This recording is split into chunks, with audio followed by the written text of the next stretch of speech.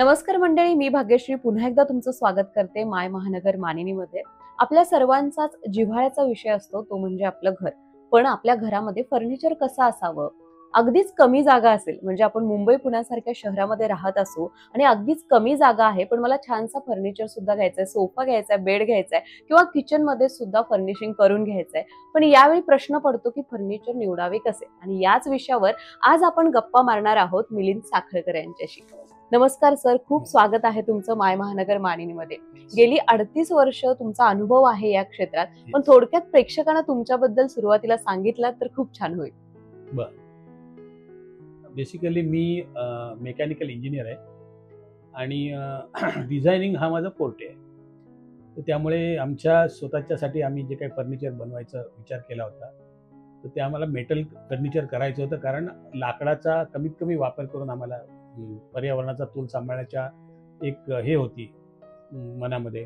तर त्यामुळे तो आम्ही हे केलं आणि मग पहिलं जेव्हा मी मॅन्युफॅक्चर केलं ते दॅट वॉज इन 1985 आणि 85 नंतर मग ते आमचं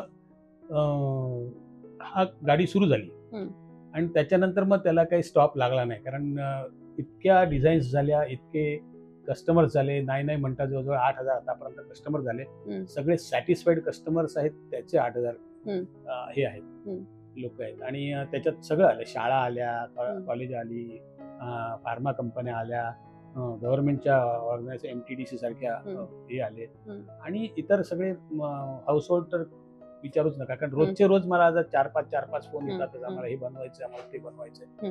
तर त्यामुळे हे फर्निचर कसं आहे, लाईट वेट आहे, स्पेस सेव्हिंग आहे आणि पुन्हा लॉंग लास्टिंग आहे। त्यामुळे बेसिकली मिडल क्लास जो वर्ग आहे तो याच्यावर फार फायदा आहे। आता हे तुम्ही सांगताय 38 वर्षांचा अनुभव आहे, म्हणजे खूप प्रदीर्घ अनुभव आहे सर। आता या 38 वर्षांमध्ये जागा किती छोटी असू देत पण परफेक्ट फर्निचर तुमच्याकडून जातो, अगदी चाळीतल्या घरापासून ते मोठ्या घरांपर्यंत। म्हणजे बघायला गेलं तर मिलिंद साखळकर सरांचे अनेक व्हिडिओज, फोटो सुद्धा आम्ही तुम्हाला दाखवत आहोत, ज्यामध्ये तुम्हाला प्रकार कळतील की किती कमी जागेमध्ये आपल्याला सोफा कम बेड किंवा बरेच प्रकार मिळू शकतात। पण सर, मला हाच प्रश्न पुन्हा विचारायचा आहे की कमी जागेमध्ये फर्निचर निवडताना काय केलं पाहिजे किंवा काय अटी असल्या पाहिजेत किंवा काय पाहिलं पाहिजे त्यामध्ये? म्हणजे ते पाहायला जे काय पाहिजे ते मला पाहायला लागणार आहे, बरोबर। कारण मी त्यांना लोकांना सांगणार की काय तुम्हाला करायचंय ते। पण बेसिकली काय असतं की बऱ्याच वेळा अशा गोष्टी असतात की उदाहरणार्थ बेड आहे, तर बेडरूम मध्ये असा अख्खाच्या अख्खा बेड मोकळा असतो, तो फक्त रात्री झोपण्यापुरता होतो। नंतर मग त्याच्यावरती काहीतरी सामान पडलेलं असतं किंवा तो नुसताच अगदी नीट ठेवलेला असतो, पण तेवढ्या जागा तुम्हाला रिकामी झाले नसते, म्हणजे तो फिरायसाठी रिकामी नसते। बरोबर। आणि आजच्या काळात आपण स्क्वेअर फुटाचे भाव बघितले तर त्या हिशोबाने तेवढी जागा ही वेस्ट गेल्यासारखी होते। मग अशा वेळेस आपण ते मग फोल्डिंग करतो, त्याला कुठे टिल्टिंग करतो आणि मधली जागा मोकळी करायची। मी तुम्हाला एक साधं उदाहरण देतो। एक माणूस माझ्याकडे आला होता बँड्राचा आणि त्यांच्याकडे 3 बेडरूम होत्या, पण एका बेडरूम मध्ये नवरा बायको झोपायचे, दुसऱ्या बेडरूम मध्ये त्यांचे आजी आजोबा झोपायचे आणि तिसऱ्या बेडरूम मध्ये मुलं झोपायची। मग ती मुलं हट्ट करायची दरवेळेस की बाबा आम्हाला तुमच्याकडे झोपायचंय, आणि ती लहान होती मुलं। तर मला तो सांगायला लागला की हे सगळं प्रॉब्लेम आहे माझ्याकडे आणि एसी सगळ्या 3 रूम मध्ये एसी। तर मी म्हटलं तुझी ही जी जागा आहे तिथे फक्त ना असं 18 इंचाची जागा, असं एल शेप, म्हणजे चालायला पुरती जागा होती त्यांच्या बेडरूम मध्ये। मी म्हटलं तुला ह्या जागेमध्ये तुम्ही 4 जण बसून कॅरम बोर्ड खेळू शकाल एवढी जागा मी मोकळी करून देतो। तर ते त्याला पटलं नाही। मग मी म्हटलं ठीक आहे, आपण काम चालू करू आणि मी तुला डिझाईन देतो। मग त्याला डिझाईन दाखवलं तर तो म्हणाला की तुम्ही एक काम करा, मला गणपतीच्या अगोदर डिलिव्हरी द्या, म्हणजे माझ्याकडे गणपती जवळजवळ 25-30 माणसं वेगवेगळे येतात। तर त्याप्रमाणे त्यांना आम्ही ते करून दिलं आणि लिटरली त्याला बसवून दाखवलं की बाबा 4 माणसं बसली आहेत, कॅरम खेळतायत। आणि अपार्ट फ्रॉम दॅट त्यांना एक साईडला असं टेबल दिलं की जे ड्रेसिंग टेबल टाईप, ते पण त्यांना त्याच्यात दिलं। त्यांचं थोडासा कर्वेचर टाईप हे होतं गॅलरी, तर ती पण त्याच्यात ऍडजस्ट करून घेतली। तर त्याच्यानंतर मग माझ्याकडे एवढ्या त्या गणपतीच्या नंतर एवढ्या लोकांच्या ऑर्डर आल्या की बाबा आम्हाला पण हे करायचंय, आम्हाला ते करायचं, आम्हाला ते करायचं। सगळ्यात मुख्य म्हणजे त्याचं सगळ्या वस्तू ज्या आहेत ना त्याच्यात त्याची मुलं पण तिथे झोपायला लागली त्यांच्याबरोबर, एक एसी कमी झाला आणि एवढीशी सगळी जागा मिळाली. म्हणजे फर्निचरवर किती डिपेंड असतं. लाईट होय. बिल सुद्धा कमी आलं असेल कदाचित त्यांना. खरंय, खरंय. पण सर, आता लोखंडी की लाकडी हा सगळ्यात कळीचा मुद्दा ठरतो. हां. ज्यावेळी लाकडी बघायला जातात त्यावेळी लाकडाचा कलर म्हणा किंवा एखाद्यांना असतं की लाकडीच बाबा आमच्याकडे पाहिजे, पण मुंबई सारखा हवामान वातावरण यामध्ये लाकडी असावं की लोखंडी? नाही, लाकडामध्ये जी एलिगन्सी आहे ती त्याची एक वेगळी आहे, पण लोखंडात सुद्धा तेवढीच एलिगन्सी आपण आणू शकतो. आता आमच्या अनेक अशा फर्निचर आहे की ज्याच्यावर आम्हाला ज्यांनी ऑर्डर दिलेली आहे त्यांना असं वाटून त्यांनी ऑर्डर दिली की हे लाकडाचं आहे, आणि ते त्या फर्निचरवर बसले होते आणि त्यांनी मला ऑर्डर देऊन निघून गेले. नंतर आणि तो माणूस खूप मोठा होता, म्हणजे नामचीन माणूस. मग ते माझं तयार झाल्यानंतर मला म्हणाले की हा तुमचं सगळं तयार झालंय, तुम्ही तिकडे होतं तेच लाकूड वापरलंय ना? तर मी म्हटलं साहेब, तुम्ही ज्याच्यावर बसला होता ते लाकूड नव्हतं, ते मेटल होतं, आणि तुम्ही येऊन परत तो अजून माझ्या तिथे नशिबाने तुमच्या तो आहे तिथे, येऊन एकदा परत बघा. मग ते नवरा बायको दोघं जण गाडी घेऊन आले, त्याच्यावर बसले, बघितलं. अरे म्हणे, हो हे मी समजतोय लाकूडच आहे म्हणून. तर म्हणे नाही नाही, पाठवा पाठवा म्हणे. मग तोपर्यंत माझ्या दागदूग होती का माणूस हा आता लाकडाचं करायला सांगतो का काय. पण ते इतकं ते हे होतं, काय म्हणतात त्याला, त्यांना लक्षात न येणार. पण मुंबई सारखं हवामान आहे तर कुठे लोखंडाला गंज लागणे किंवा असे प्रकार होतात का? त्यानुसार काय काळजी घेतली जाते? नाही नाही, याच्यात काय आहे की जनरली जी मेटलची फर्निचर जे बनतं ना, त्याच्यामध्ये 2 प्रकार असतात. एक असतं CRCA म्हणजे cold road carbon analyse steel, आणि दुसरं असतं HRC जे हॉट रोल्ड म्हणतात, की ज्याच्यावरती कुठलीही ट्रीटमेंट केली, म्हणजे पेंट म्हणा किंवा पावडर कोट म्हणा, तर ते जास्त काळ टिकत नाही. त्याला पोपडे निघायला सुरुवात होतं, कारण त्याच्या आतमध्ये एक हे असतो. पण तुम्ही जर CRC घेतलं तर त्याला it last very long time, म्हणजे त्याचे सगळे त्यांचे प्रोसेस नीट प्रॉपरली केलेत आणि पावडर कोट केलं तर ते इट विल लास्ट लॉंग. आणि ह्या सगळ्या गोष्टीमुळे काय होतं की ते थोडंसं बदनाम झालं होतं मध्ये मध्ये, की बाबा हे मेटलचं फर्निचर मध्ये हे निघतात, कलर जातो, हे जातो.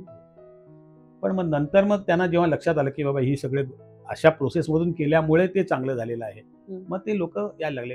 CRCAचा आणि HRCचा ही जे प्राइस मध्ये आहे ना, साधारणपणे 40% फरक पडतो, त्यामुळे ती स्वस्त मिळतं, त्यामुळे लोक स्वस्ताकडे जातात. ह्याच्यात थोडंसं कॉस्टली पडतं, पण इट लास्ट लॉंग ना, म्हणजे त्यांचं इन द लॉंग रन तुम्हाला भरपूर त्याचा हे मिळतो, काय म्हणतात त्याला, वसूल होतात.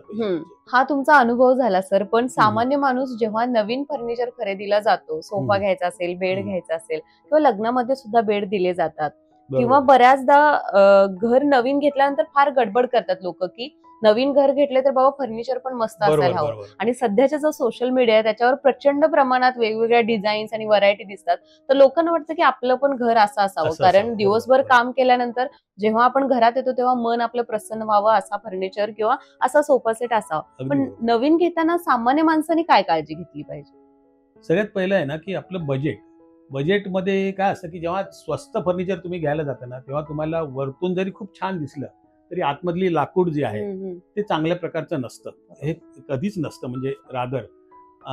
त्यामुळे मग ते कालांतराने त्यांना त्याचा अनुभव येतो, पण तोपर्यंत त्यांचं डिसिजन होऊन गेलेली असते, ते बदलू शकत नसतात. तर माझं सगळ्यांना सांगणं असं राहील की बाबा त्याच्या आतमधलं जे लाकूड आहे ते तयार व्हायच्या आधी चेक करायला पाहिजे. पण ह्या गोष्टी शक्य काही ठिकाणी नसतात, कारण तुम्ही जे काय समोर दिसतंय ते लागली तुम्ही पेमेंट करून टाकता आणि हे डिलिव्हर करा म्हणून सांगतात. मग घरी आल्यानंतर त्याच्या आतमध्ये काय आहे हे लक्षात येत नाही, ते साधारणपणे 1 महिना 2 महिन्यांनी असं लक्षात येतं. तर त्याच्यात आणखीन सुद्धा गोष्टी आहेत, ते म्हणजे तुम्ही त्याच्यावर बसण्याचे ज्या फोम वापरणं, त्याचे हे वापरणं, जेवढी स्वस्त तेवढं तुम्हाला तो महाग पडतो, कारण लॉंग रन मध्ये तुम्ही 5-6 महिन्यांनी तो फेकून देण्याच्या लायकीचा होतो. बरोबर. पण तेच जर तुम्ही चांगलं लाकूड घेऊन वापरण करून करणार असाल तर ते खूप कॉस्टली होतं, कारण हल्ली पूर्वीसारखं लाकूड सीझन केलेलं लाकूड फार कमी ठिकाणी वापरलं जातं. सर, आता यामध्ये एक गफलत अशी होते की लाकूड म्हणून दुकानात गेल्यानंतर 3 टाईपचे म्हणजे भुस्सा असतो, प्लायवूड असतो आणि लाकूड असतो. तर या तिन्हीमध्ये पटकन समजून येत नाही की बाबा लाकूड कुठलं. तर आता जसं तुम्ही म्हणालात ज्याची प्राइस रेंज जास्त आहे ते चांगलं आहे असं आपल्याला वाटतं, पण बऱ्याचदा ते पण भुस्साचं निघतं आणि पावसाळा आला म्हणा किंवा हिवाळा आला, दमट वातावरणामुळे त्याला बुरशी यायला लागते, ते भुस्सा पडायला लागतो. तर हे ओळखताना काय काळजी घ्यायला मॅट्स तयार होतात. ह्याच्यात असं आहे की ह्याच्यामध्ये ना एक टर्म आहे MDF, म्हणजे मीडियम डेन्सिटी फायबर. आता हा फायबर कसला आहे? हा कागदाचा फायबर आहे का आपला लाकडाचा फायबर आहे का आणखीन कसला फायबर आहे? तर तो जो फायबर तर चांगल्या क्वालिटीचे फायबर असेल आतमध्ये तर इट विल लास्ट लॉंग. पण जर चांगल्या क्वालिटीचा नसेल तर मग तो डेफिनेटली हवेच्या ह्यानी तो फुगणार. असे कित्येक आहेत मी बघितलेत की तुम्ही एखादं वस्तू चांगली आणलेली अशी दिसायला इतकी सुंदर, ती जस्ट काहीतरी कामासाठी म्हणून आपण बाहेर ठेवलेली आहे, उन्हामुळे लागलीच तिथे त्याला मोठे मोठे असे बल्ब यायला सुरुवात होते. मग तुम्ही आतमध्ये नेलत आणि परत त्याला हे केलं का तो बल्ब खाली जातो. कारण ह्या सगळ्यात त्याचा आतमधला ग्लू, त्याच्या आतमध्ये वापरलेल्या सगळ्या गोष्टी ह्या सगळ्या खूप वेगळ्या हे असतात, म्हणजे चांगल्या क्वालिटीच्या नसतात. कारण ते मास प्रोडक्शन मध्ये असतं, तुम्हाला फक्त दिसायला सुंदर दिसतं म्हणून तुम्ही घेता ते. आणि असं बरेच कस्टमर माझ्याकडे आलेले आहेत की जे पस्तावलेले आहेत. इव्हन स्टेनलेस स्टीलचं फर्निचर, स्टेनलेस स्टीलचे बेड घेऊन लोक सांगतात की स्टेनलेस स्टीलचा बेड तुमच्या बेडपेक्षा स्वस्त आहे. तर मग आम्ही सांगतो त्यांना की तो तुम्ही घेतल्यानंतर तुम्हाला हे पस्तावा होईल, आत्ता काही पस्तावा होणार नाही. कारण ह्या सगळ्या गोष्टी असतात ना, ह्या रियुज्ड हे असतं पाईप. म्हणजे उदाहरणार्थ एखादा पत्र असतो, त्याचा पाईप बनवला जातो आणि तो इतका पातळ असतो की त्याला वेल्डिंग करताना सुद्धा त्याला भोकं पडू शकतात. पण ही ते कलाकुसरीने त्यांनी ते वेल्डिंग केलेलं असतं, पण ते तात्पुरतं असतं. एकदा तुम्ही त्याच्यावर बसल्यानंतर ते जे तुटायला सुरुवात होते आणि त्या हे सगळं होतात. असे बरेच कस्टमर माझ्याकडे येतात की बाबा ते आम्ही हे बदलायचं, तुम्ही आम्हाला सांगितलं ते बरोबर होतं, आता आम्हाला तुमच्याकडचं द्या. सर आता आपण फोटोज आणि व्हिडिओज प्रेक्षकांना दाखवूयात, फक्त थोड्या थोड्या टाईप्स सांगा, किती टाईप्सचे तुमच्याकडे ते फर्निचर आहेत. जसं की आपण बघितलं की बघताना कपाट वाटतं, पण ओपन केल्यानंतर बेड सुद्धा होतो, त्यामुळे बेड वरती गेल्यानंतर खूप सारी जागा मिळते, पाहुणे आल्यानंतर बसायला जागा मिळते, सोफा कम बेड आहे, घरात लहान मुलं असतील तर भांडणाचा विषय नाही, त्यांना छानसा बेड पण आहे. हे किती प्रकार आहेत थोडक्यात वर्णन करा. आपण एक काम करू, आपण एक बंक बेड पासून सुरुवात करू. की एक बंक बेड आमच्याकडे एक आहे जो एक माणसाला झोपण्याच्या जागेत तो बंक बेड राहतो आणि त्याला स्टोरेज आहे. जेव्हा तुम्ही रात्रीच्या वेळेस तो खालचा बेड ओढता तेव्हा it becomes a double bed आणि वरचा बेड असे म्हणून 3 माणसं तिथे झोपू शकतात एक माणसाच्या झोपायच्या जागेमध्ये. दुसरा त्याच ठिकाणी जर तुम्ही तो 6x6 केलात, म्हणजे 3x6चा घेतलात खालचा, तो 6x6चा केला तर तिथे 3 माणसं झोपू शकतात, वरती एक माणूस झोपू शकतो, म्हणजे 4 माणसं झोपू शकतात. असं आहे. आणखीन एक आहे की आपल्याकडे असं पण एक बेड आहे की जो फोल्ड करून तुम्ही कुठे कोपऱ्यात असं ठेवू शकाल. गादी सकट तो फोल्ड होतो, त्याला लॉक आहे, त्याला अनेक युटिलिटी त्याची होऊ शकतात. तर तो तुम्हाला पाहिजे त्या साईजमध्ये, म्हणजे 2.5 foot by 6 foot, 3 foot by 6 foot, 4 foot by 6 फूट असा. आणि त्याचं अक्षरशः 1 फुटाची तो हे होतो बंद केल्यावर. आणि तो रिक्षामधून सुद्धा तुम्हाला कुठे घेऊन जायचं असेल तर जाऊ शकता, किंवा तुमच्या घरामध्ये सुद्धा त्याला व्हील असतात, त्यामुळे घरामध्ये कुठेही फिरवू शकता. आणि त्याला त्याच्यावरती साधारण 200 किलो पर्यंत वजन तो घेऊ शकतो. तर त्यामुळे तो इट इज व्हेरी स्टर्डी. म्हणजे असं नाही की त्याला व्हील आहेत म्हणून तो स्टर्डी नाही. तर हा जो बेड आहे तो खूप आहे. इनफॅक्ट MTDCला पण मी तो बेड दिलेला आहे त्यांच्या त्या ह्याच्यामध्ये. तर असे हा झाला दुसरा. आणखीन एक प्रकार आहे की 2 माणसं बसतात एका बेडवर आणि तो समोरून ओढला तर तुम्हाला खूप जास्त जागा लागते, म्हणजे तुमची बॅग खाली पडायला लागते, किंवा समोर ओढायचं असेल तर ते हे मोठं करायला लागतं. तर त्यापेक्षा तो साईडनी उघडायचा असं आम्ही ठरवलं आणि दॅट इज अवर स्पेशालिटी. त्याला आम्ही साईडनी उघडला जातो, म्हणजे जिथे बसतात तीच बाजू उघडली जाते आणि 6.5 फुटाचा बेड तयार होतो. 6.5 बाय 2.5 फूट, 6.5 बाय 3 फूट असं. आणि त्याच्यात स्टोरेज असतं आणि ते तुमच्या एल शेप मध्ये पण बसू शकतो. आणि तो कपाटाचा जो होता, कपाट वाटतो पण बेड आहे त्याबद्दल. करेक्ट. असं आहे की तुम्ही गेलात तर तुम्हाला असं हे कपाटच दिसेल, म्हणजे असं वाटणार नाही की ह्याच्यात बेड आहे म्हणून. पण ते कपाटाचे वरचे 2 दरवाजे उघडलेत तुम्ही आणि ते आम्ही स्टर्डी बनवलेले असतात, म्हणजे त्याला लेग्स देऊन त्याला कव्हर केलेलं असतं. तर ते लेग्स ओपन होतात आणि तो तुम्ही अंगावर घेतलात, असा खाली आलात आणि अतिशय लाईट वेट, म्हणजे असा हाताने असा अलगद तुम्ही खाली घेऊ शकता. तो खाली घेतलात तर त्याचा 5x6, 6x6 पाहिजे त्या साईजमध्ये तुमचे ते बेड तयार होतो तो. आणि जेव्हा बंद करता तेव्हा ते एक कपाटच वाटतं की हे कपाट आहे. त्याच्या दोन्ही बाजूला आपण कपाटं देऊ शकतो. नुसतं नको असतील कपाट, एका साईडला कपाट, एका साईडला प्लेन, असं पण करू शकतो. त्यात खूप व्हरायटीज आहेत त्यात. आणि त्याच्या मागच्या साईडला सुद्धा आपण स्टोरेज देऊ शकतो. एक 10 इंचाचं, साधारणपणे 20 इंच हाईट, 10 इंच बाय जेवढी त्याची लांबी असेल, म्हणजे 5 फुटाचं, 6 फुटाचं असेल त्या. आता बघायला गेलं तर आता फर्निचर, बेड, सोफा वगैरे झालं, पण बेड म्हटल्यानंतर गादी आली. पण गादी घेतानाच लोकांना इतके प्रश्न असतात, ही गादी घेऊ की नको, या गादीने कमरेचा त्रास होईल का, मानेचा होईल का, उशी आणि गादी यामधलं थोडक्यात सर तुमच्या अनुभवाने सांगा की कोणती गादी योग्य आहे, गादी निवडताना कोणती काळजी घेतली पाहिजे, कारण झोप ही महत्वाची गोष्ट आहे. झोप व्यवस्थित नसेल तर माणूस दिवसभर काय नाही करू शकत. आपले इंडियन लोक आहेत ना साधारणपणे ना कापसाच्या गादीवर झोपणारी माणसं, तसं बघितलं तर. पण आता कसं कालांतराने कापूस हा कालबाह्य होत चाललाय, पण त्याचा जो कम्फर्ट आहे तो कम्फर्ट जर पाहिजे असेल तर त्याच्या साधारणपणे हिशोबाने आपल्याला जर गादी आपण, म्हणजे ज्यांना कोणाला जास्त कॉस्टली पण नाही आणि एकदम खराब मटेरियल पण नाही, ह्या हिशोबाने जर करायचं असेल तर ते आम्ही देतो त्याला आम्ही 2-3 आहे. एक तर लाईट वेट जर करायचं असेल तर त्याला आम्ही हिटलॉन म्हणून एक मटेरियल येतं, ते हिटलॉनचा वापर हा कॉयरच्या बदल्यात करतो आणि त्याच्यावरती हाय डेन्सिटी फोम असतो. साधारणपणे 40 डेन्सिटीचा फोम असेल तर तो इट लास्ट व्हेरी लॉंग, चांगल्या क्वालिटीचा, म्हणजे चांगल्या ह्याचा कंपनीचा. आणि त्याच्यावरती आम्ही मांजरपाटचं कव्हर शिवतो आणि त्याच्यावरती चेन असलेलं कव्हर देतो. हे चेन असलेलं कव्हर तुम्ही काढून धुवू शकता. आणि हा जो आहे ना, हा संपूर्ण जो गादी आहे ही कुठल्याही प्रकारे त्याला हे नाही होत, म्हणजे काय म्हणतात त्याच्यामध्ये मॅट्स जाते किंवा काय म्हणतो आपण आतमध्ये किडे वगैरे. आता ह्याचं जेव्हा कॉयर आपण आणतो तेव्हा ते कॉयर जिथून तयार होतं तिथून आपल्या घरी येईस तोपर्यंत त्याच्यात हजारो जीवाणू असतात, ते आपल्याला दिसत नाहीत. ते सगळ्या बाजूने बंद झाल्यानंतर ते आतमध्ये चढतात. मग घरी गेल्यानंतर त्याच्यावरती पाणी पडतं, कोणी लहान मुलं असेल तर सूट करतं, कुठे चहा बसलाय तिथे चहा पडताना पडला, असं अनेक गोष्टी होतात. घाम आपला होतो, तर त्या सगळ्या त्याच्यात जातात आणि त्यांची ती आतमध्ये कॉलनी पसरत जाते आणि मग ते असे खड्डे पडत जातात त्याला. आणि it is not hygienic rather असं. त्यामुळे त्याच्या बदली आपण आता ते बॉन्डेड म्हणून एक मिळतं, ते थोडंसं हेवी असतं आणि हिटलॉन आहे ते लाईट वेट असतं. तर ज्यांना लाईट वेट पाहिजे त्यांना लाईट वेट देतो आपण आणि बॉन्डेड आहे त्यांना बॉन्डेड देतो. लाईट वेटची लाईफ हे थोडं कमी असतं आणि बॉन्डेडचं लाईफ जास्त असतं. एक गादी किती वर्ष वापरली पाहिजे तरी सर, कुठल्याही मटेरियलची असू देत, पण गादी किंवा उशी किती दिवस आणि गादी किती वर्ष? इट डिपेंड्स ऑन युअर हे, म्हणजे तुमचा किती वापर आहे त्याच्यावर.